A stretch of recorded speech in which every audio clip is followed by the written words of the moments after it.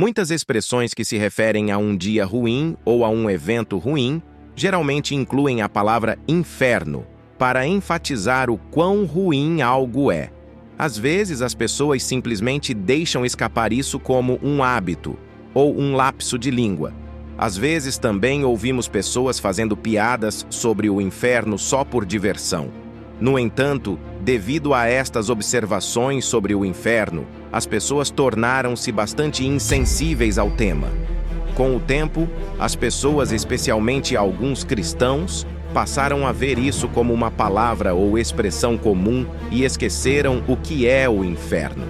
Por exemplo, é fácil gritar "vá para o inferno" para alguém que te deixa com raiva, sem sequer pensar no que isso significa e como será a vida dessa pessoa no inferno. Dizer a alguém "vá para o inferno" é basicamente amaldiçoá-lo. Então, como as pessoas vão para o inferno?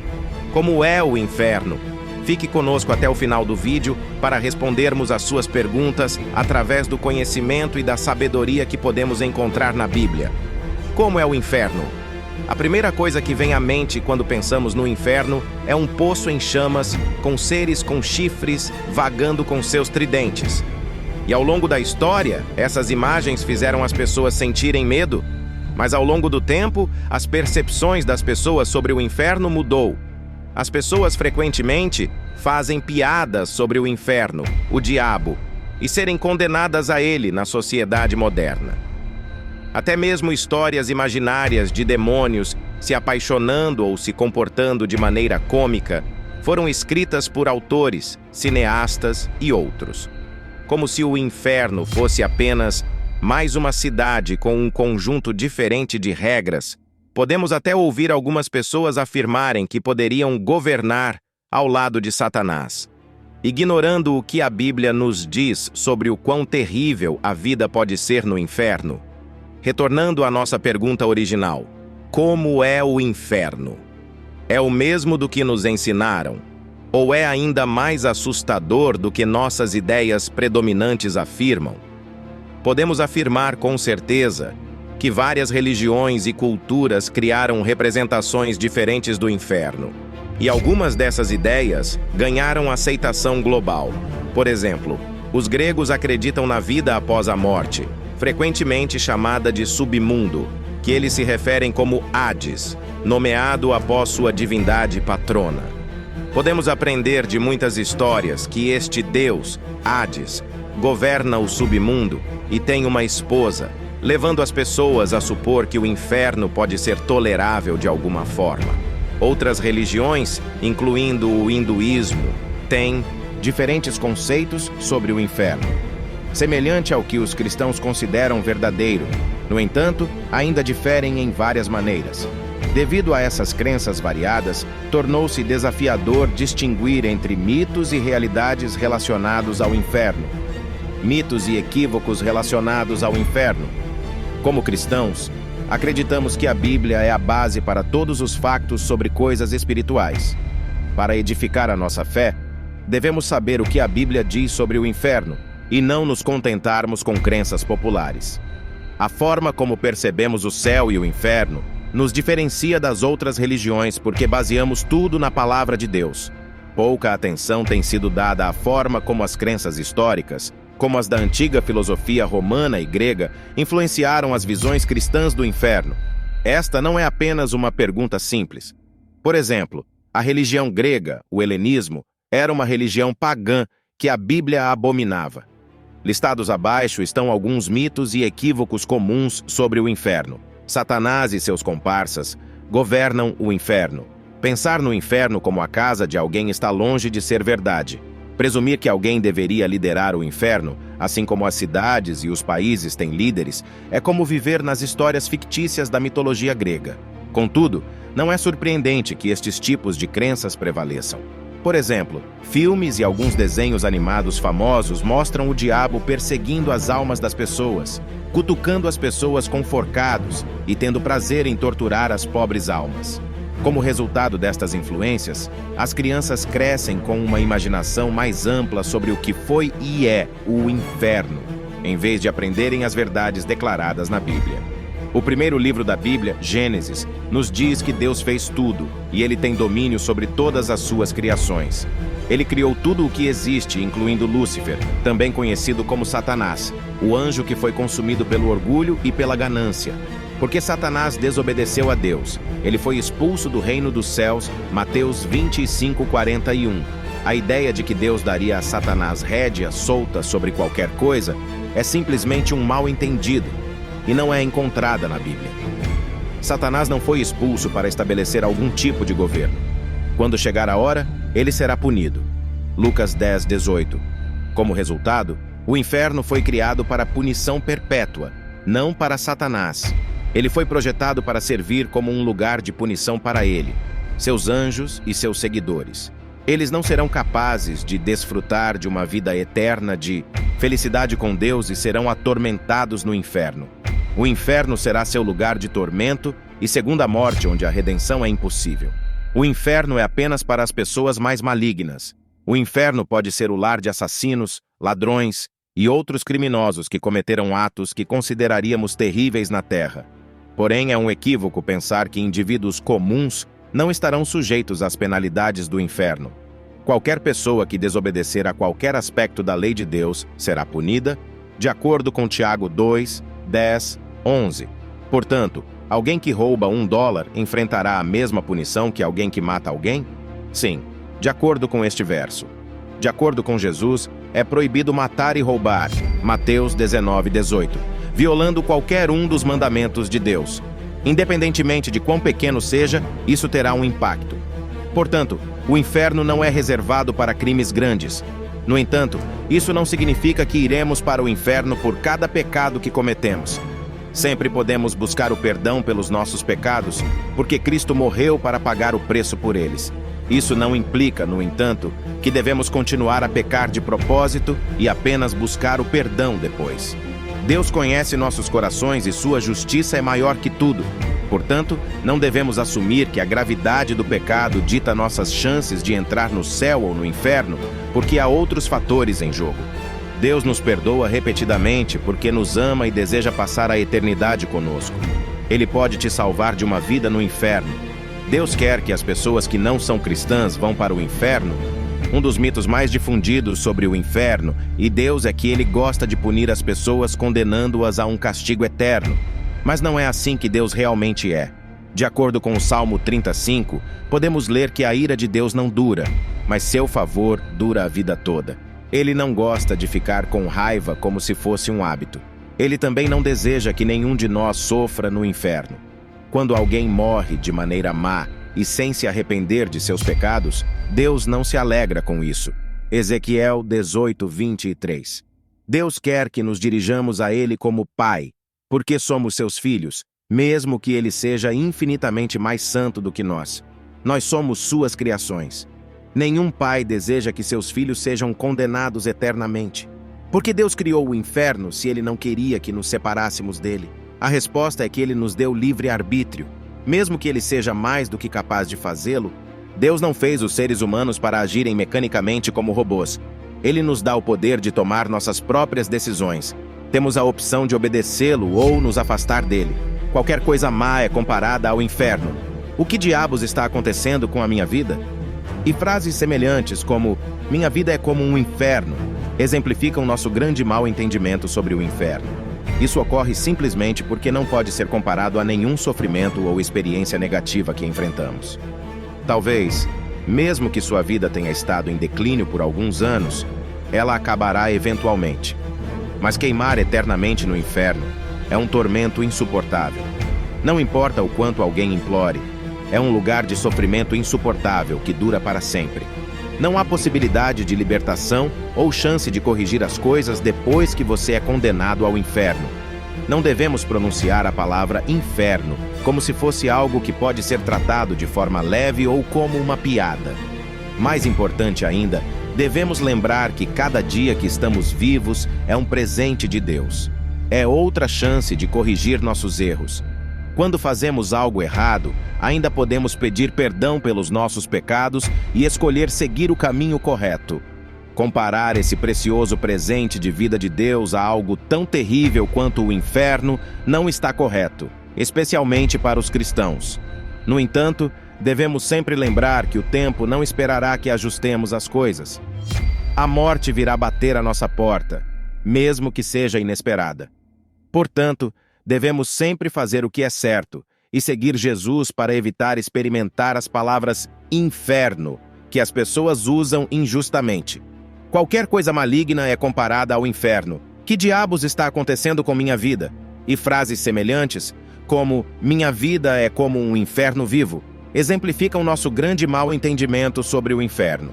Isso ocorre simplesmente porque ele não pode ser comparado a nenhum sofrimento ou experiência negativa que enfrentamos. Talvez, embora sua vida possa ter estado em declínio por alguns anos, ou até mesmo décadas, ela eventualmente chegará ao fim. Mas queimar eternamente vivo no inferno é um tormento insuportável. Não importa o quanto alguém implore, é um lugar de sofrimento insuportável que dura para sempre. Não há possibilidade de libertação ou chance de corrigir as coisas depois de ser informado de que está indo para o inferno. A ideia dos 9 círculos do inferno mencionados no poema de Dante não tem fundamentos na Bíblia. Pessoas no inferno. Existem relatos de pessoas que afirmam ter passado tempo no inferno. Além disso, alguns afirmaram ter visto pessoas famosas lá. Não é verdade pensar que os malfeitores já estão queimando no inferno. Em 1 Tessalonicenses 4,14, podemos ler que as pessoas estão dormindo até o dia quando o Senhor chegar. João 6,40 afirma que todos ressuscitarão para estar com Deus no dia do Senhor. Esses versículos são reconfortantes para pessoas que têm confiança de que passarão a eternidade com Cristo. No entanto, e quanto as não acreditam em Cristo? A resposta pode ser encontrada em 2 Pedro 2,9. Afirma que as pessoas injustas serão mantidas sob julgamento até o dia do julgamento. Portanto, tanto o céu como o inferno são o lugar final para as almas que será decidido no dia do julgamento. Em Apocalipse 20:12-15 explica como os seres humanos serão julgados. Disse que os mortos serão julgados de acordo com as suas obras, e aqueles que não forem encontrados no livro da vida serão lançados no lago de fogo. A descrição do inferno na Bíblia é notável que existam menos referências ao inferno no Antigo Testamento do que no Novo Testamento. A palavra Sheol, que significa o lugar dos mortos, é usada no Antigo Testamento hebraico para se referir ao inferno. Jesus enfatizou como seria o inferno durante seu ministério, ajudando os judeus a entender o que seria. Jesus descreveu o inferno como Guerrena em seus ensinamentos. Isso era um vale onde bebês eram sacrificados ao deus Moloque sendo queimados. Isso sugere que o inferno é um lugar onde as pessoas são queimadas e que seria um lugar horrível para passar toda a eternidade. O inferno é retratado em Apocalipse 20:10 como um lago de fogo, enxofre e pedra de enxofre em chamas, mas Guerrena pode ser um vale. A maioria dos livros da Bíblia não descreve como é o inferno. No entanto, o livro do Apocalipse faz várias referências a ele. De acordo com Mateus 13:50, haverá muito choro e ranger de dentes no inferno. Mesmo que este verso seja do Novo Testamento, você notará que ele usa o tempo futuro. Por quê? Vamos falar sobre isso, à medida que examinamos a descrição bíblica de como seria a vida no inferno. Vida no inferno. Deus proibiu Adão e Eva de comer o fruto da árvore do conhecimento do bem e do mal desde o início. Deus os alertou que eles pereceriam se comessem da árvore. Mas a serpente os enganou, e eles desobedeceram a Deus. O salário do pecado é a morte. Romanos 6:23. Portanto, podemos concluir que Adão e Eva experimentaram a morte espiritual como resultado de comer o fruto da árvore do conhecimento. Mas não foi só isso. Eles estavam condenados a morrer fisicamente quando foram expulsos do Jardim do Éden. Embora a Bíblia, neste caso, não tenha especificado para onde iriam após a morte, ainda podemos ver que seus filhos desenvolveram a prática de oferecer sacrifícios queimados para agradar a Deus e pedir perdão pelos seus pecados. O costume de oferecer holocaustos foi transmitido de geração em geração e permitiu a comunicação direta com Deus. Mas com o passar dos anos, as pessoas pecaram cada vez mais e se afastaram de Deus. Então houve uma grande inundação. Curiosamente, após o dilúvio, Deus não se comunicou diretamente com todos, mas escolheu líderes como Noé e Moisés para revelar a sua vontade ao povo. Através deles e dos profetas, as pessoas aprenderam e seguiram os mandamentos de Deus. Porém, quando o sangue dos animais sacrificados não foi suficiente, Deus enviou seu Filho unigênito para morrer na cruz pelos nossos pecados, porque o salário do pecado é a morte. Como é a vida no inferno? As portas do inferno estão abertas. Quer interpretemos isso metaforicamente ou literalmente, podemos concluir que muitas pessoas acabam neste lugar. Como as pessoas sempre escolherão o que é fácil e confortável, a maioria das pessoas escolhe o crime.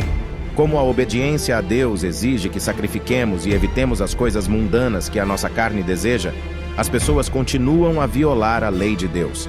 Embora vivessem felizes na época de seus crimes, a maioria se arrastou para a miséria eterna. Na verdade, é extremamente difícil evitar pecar quando a nossa carne nos diz o contrário. É provavelmente por isso que Mateus 7:21-23 diz que se alguma parte do nosso corpo nos fizer pecar, ela deve ser cortada. Como mencionado anteriormente, a intenção do pecado aumenta a sua gravidade. O pior é quando continuamos a praticá-lo, mesmo sabendo que está errado. Marcos 9:43 nos diz que o inferno é um poço de fogo inextinguível. Ele não pode ser apagado ou diminuído. As criaturas dentro dele são perpetuamente atormentadas por isso.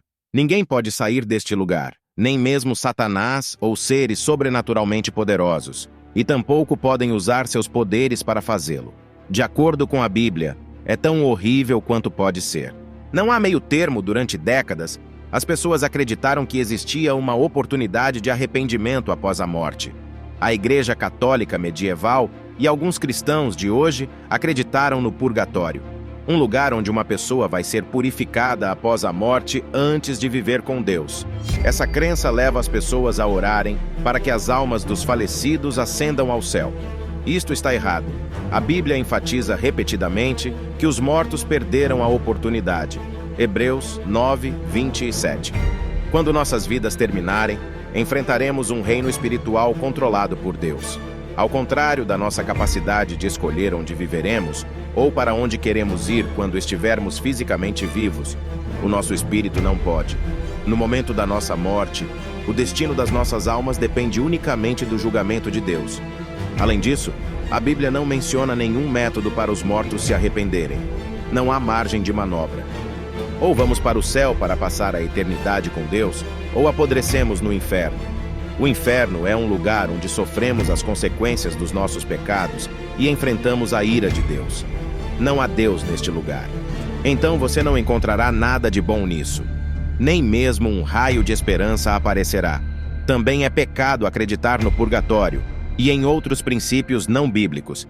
É essa crença de que nos faz pensar que podemos fazer tudo o que quisermos e depois de nos divertirmos tanto, podemos nos arrepender depois de morrermos, o que é errado. Lembre-se de que devemos usar nosso tempo na Terra com sabedoria. Pense em onde queremos passar a eternidade. O livro de Gênesis conta a história do que aconteceu na última vez que as pessoas cometeram muitos pecados. Deus permitiu que todas as pessoas fossem afogadas em um grande dilúvio. Após o dilúvio, Deus prometeu à humanidade que nunca mais destruiria a terra com água. Mas o que Deus faz com que os que continuam a pecar? Ele vai deixá-los ir? Certamente. Nosso Deus é um Deus perfeitamente justo. Como pecadores, nada pode nos salvar das profundezas ardentes do inferno. No entanto, como está escrito em João 3,16, porque Deus amou o mundo de tal maneira que deu o seu Filho unigênito, para que todo aquele que nele crê não pereça, mas tenha a vida eterna. Conforme revelado em Apocalipse 5, sobre um cordeiro morto que abrirá o pergaminho. E todos sabemos que simboliza Jesus, como sabemos, as ovelhas eram um bem precioso para o povo. É por isso que era digno que as pessoas o sacrificassem para que seus pecados fossem perdoados. Quando Jesus fez um sacrifício por nós, ele se tornou o cordeiro pelos pecados de todas as gerações da humanidade. Seu sangue é suficiente para pagar pelos nossos pecados. Ele oferece a salvação a quem a procura, poupando-nos de pagar pelos nossos pecados e da vida eterna no inferno, fazendo de Jesus o maior holocausto. Se gostou do nosso vídeo, curta e se inscreva no canal. Deus abençoe a todos.